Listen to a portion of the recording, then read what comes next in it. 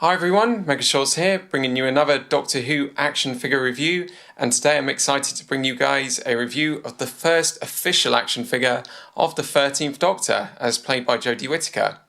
Now, like most of the other Doctor Who action figures I've reviewed over the past few years, this is a figure made by character. However, it is not a 5-inch scale figure, but a 10-inch scale figure instead.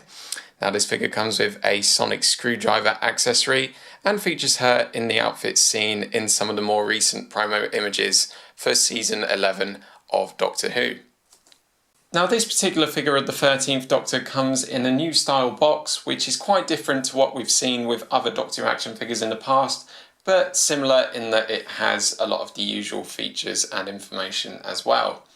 So the front is mostly a clear plastic bubble showing the figure and the sonic screwdriver accessory in the top left corner.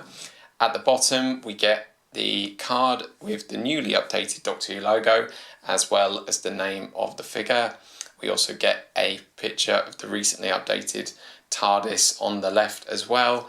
And because the plastic bubble is in the shape of the TARDIS, on one side we do get a picture of one of the sides of the TARDIS as well. And then on the other we just get another little chunk of the TARDIS with the new Doctor Who logo on top of that. Then on the back we have a picture of what I presume is the prototype of this figure, because it does look a tiny bit different. The head sculpt certainly looks a little bit different here, and the coat looks a little bit lighter on this. However, I do think this could actually just be something to do with the lighting used to take this particular picture of the figure. Also at the top we get the new Doctor Who logo once again, and a fairly short write-up about the 13th Doctor, but nothing that spoils the upcoming series. Then at the bottom we get the same usual product and company information, and that is it for the packaging. So now it's time to take a closer look at the brand new Doctor figure. So even though this figure may not be part of the 5-inch scale Doctor Who action figure line that many of us know and love, this figure isn't character's first venture into 10-inch scale Doctor Who action figures. In late 2011 they gave us this figure of the 11th Doctor as seen in Series 6 Part 1, and not long after that Underground Toys over in America released a variant of this figure which was exactly the same but had him with his beard as seen in Series 6 Episode 2 Day of the Moon. Now, I'm really happy to see that character have returned to this scale for this particular figure. I would love to have seen the first 13th Doctor figure in the 5-inch scale line, as that's my personal favourite Doctor Who action figure line, as it is so with many other collectors out there. But I think it's nice that they are at least going back to a scale that we have seen before and not an all-new one entirely. They easily could have just out the blue made this a 7-inch scale figure or a 11-inch scale figure, basically a scale that we'd never seen before. So it's nice that we pretty much have this one to go with the 11th Doctor figure now, and I certainly would love to see a figure of the 12th Doctor in this scale, especially seeing as now we've got the 11th Doctor and the 13, we kind of need the one in the middle, I think. And it'd be great to see some new series companions and more Monsters and Villains figures in this scale as well, even if they are released in limited numbers as retailer exclusives. Now, ever since characters started giving us Doctor Who action figures back in 2005, we've seen some really good head sculpts that have looked just like the actors they're based on, and then we've seen others that have just missed the mark a bit and not quite been as good. But I'm pleased to say that with this one, this is definitely one of their better head sculpts, and I'm sure many of you would agree with me that this looks pretty much just like Jodie Whittaker. The paintwork on this has turned out really well, especially for all the facial features. The paintwork seems to be pretty much all in the right place. I've often seen other action figures these days, not Doctor Who action figures as such, but quite a few other action figures recently from other lines I collect, where the painting has not quite been in the place it should have been, like the eyebrows have been painted at, say, a few millimeters too high, or the paint for the lips has been a little bit to one side, even though the sculpt is right there for them to be painted onto. So I'm pleased that with this one no such issue has occurred. It's got some really nice detail to it as well, aside from the facial features. I love the earring on the left ear there. That's been painted really, really well. Even though this is a larger action figure than the 5-inch figures we normally get, I'd still say that is a really good bit of detail to pull off in the paintwork, and it all seems to be in place properly. It's not slipped off into the hair or anything. The hair does also seem to be a separate piece to the rest of the head as well, and that is quite commonplace in action figures these days, not just Doctor Who action figures, and I'm absolutely fine with that. I did think at first the hair was maybe a little bit too light, but I think the reason why it probably just looks darker in the pictures I've seen of the 13th Doctor and from the upcoming season is probably just because of the lighting, and it still looks perfectly okay the way it is. The sculpting work is all there. You can see all the individual hairs on the sides, along the back and at the front, and I like the way they've done the paintwork with the light blonde fading into the dark brown around the top there. My only real issue with this head sculpt isn't really so much in the face or the likeness itself, but more the way the neck joint has been done. It just really stands out from the rest of the figure, and I know it's an action figure and that action figures are always covered in joints that stick out like sore thumbs, and I just feel like with this one they could have utilised something similar to other large action figures like this these days, where instead of there being a joint at the bottom of the neck, there was a joint, say, just below her chin there. So you could have a ball hinge joint that we see on quite a lot of other action figures these days, but a lot better hidden, so that you could not only get the same rotation of the head going from side to side, but even a little bit of up and down movement as well. So I think it would be good if character do give us some more figures of the 13th Doctor in this scale, or just any for that matter. It'd be interesting to see them utilise that kind of joint, as I feel like up and down head movement is something that has been lacking in their Doctor Who action figures over the past few years. Like with the 10-inch scale 11th Doctor figure and the 12-inch scale Doctor Who action figures we've seen in the past, the costume on this figure is made largely from fabric clothing. And I have to say, comparing this figure to the promo image of Jodie Whittaker as the 13th Doctor after she was announced as the Doctor, I think they've pretty much nailed the costume for this figure. She's got a really long light grey trench coat, which has the detail of a couple of pockets on the sides, as well as these dark stripes along the bottoms of the sleeves there, which are pretty much the same colour as this band that runs along the bottom.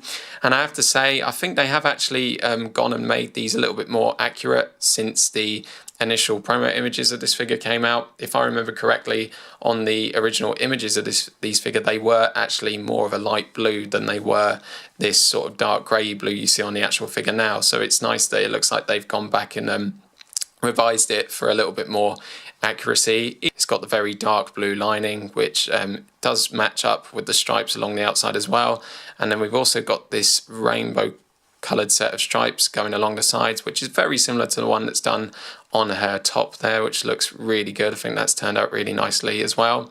And a nice feature of the coat is that it does have a working hood, and sometimes the hood will go on quite well. It will fit over the top of her head quite nicely like that, but then sometimes, depending on what pose you got the figure in, especially depending on if you've got the arms out far or not, it won't go up as far.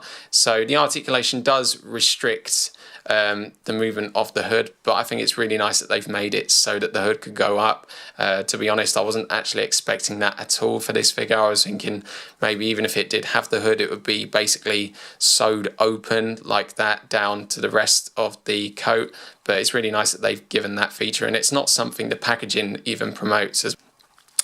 So going back to her top as well, it is pretty much just black, and then you've got the rainbow stripe sort of thing going across the middle. And she has actually got the detail of the braces inside as well, which again I think are really nice.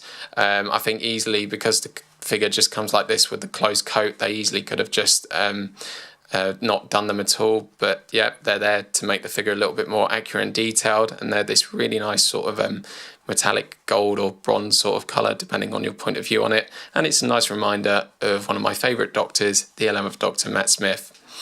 Then moving down to her trousers now, these come up to basically just above her ankles, and they are more or less a very light blue, like they are in the promo images. Not really anything to say about them really. They've got the detail of where the buttons would be near the top, and they are just folded above the legs there as well. I have to say, I think the sewing of the material on this figure has turned out really nicely as well. With the 10-inch 11th Doctor figure, I did have quite a few threads and stuff that was sticking out of the sleeves, and it didn't quite look right or neat in some places, but I think they've definitely stepped up their game in making the clothing in this figure turn out nice and neat without any little issues like that. And then finally, moving down to her boots, we can see that these have been done with plastic, just like they probably would be on a 5-inch scale Doctor Who figure. And these blue parts, I believe, are there to represent the tops of her socks. Taking a close look at the boots, we can see that these have got the really nice detail of all the buttons and the laces they'd have, as well as some excellent brushing, very darkish brown with some dark splodges over the top, making them look quite old and worn. Not really much under the boots really, aside from the usual product numbers and symbols, but for the rest of them, they're really nicely sculpted and detailed. My only gripe with this figure, and it may not actually be the fault of the boots themselves, is that this is very, very hard to stand up. It's a lot harder to stand up than I expected to be. I think it may come down to the sculpting of the boots, or it could actually be that the legs were a little bit more loose than I expected. I have managed to get it to stand up on one of my shelves without falling over yet, but I think this is definitely one of those figures where if you have the figure just slightly with one foot to one side too much or a little bit too far behind, it could easily fall down and knock some of the others over. So certainly if you are going to get this figure and you are planning on using it or displaying it alongside your other Doctor Who action figures, just be warned that it does seem to be a bit harder to stand in it than the others. And certainly in the future, I know it might put the price up a bit. I think with a figure like this, it would be nice to have a little display stand, just so that when we have it on display, it can have a little bit of additional support rather than just careful posing, which does normally work on figures that can fall over a lot. I've had figures from the 5-inch scale line that have been a nightmare to stand up first, but with some careful posing they do stand up well. It's just a little bit frustrating that you can't get figures on the shelf like this sometimes without them falling over a bit.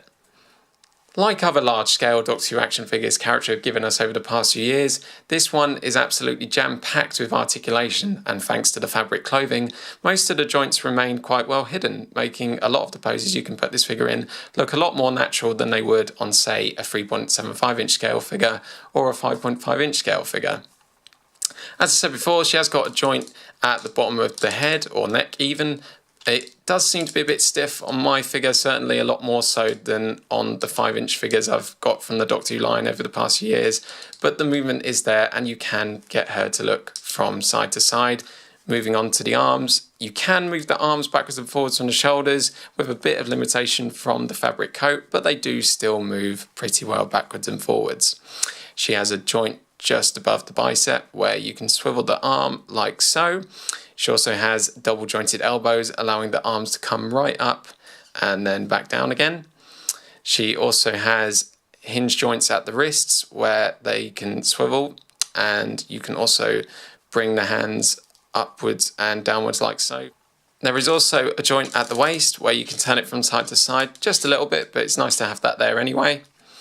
The legs can move inwards and outwards from the waist just like they can on the 5-inch figures, and the legs can also move backwards and forwards as well. At the knees, she has double joints so they can move quite far back just like the arms can as well, and it can also move backwards and forwards just like they normally would as well, so you can get her doing some kicks. And then the boots can do a full 360-degree turn as well, and there doesn't appear to be any additional movement at the feet.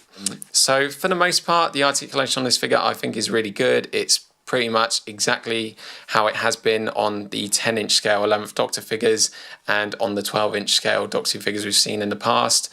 The only thing I'd really like to see changed or different in the future of any release like this is a different kind of joint for the neck or the head, because again, on this figure, I feel the neck joint does stand out perhaps a little bit too much, and it would be nice to see a different kind of joint, maybe around just the bottom of the head, which could utilise not only just the normal rotation, but perhaps a little bit of up and down head movement as well, which is something that we only ever get with certain alien and monster figures in the 5-inch scale Doctor Who action figure line as well.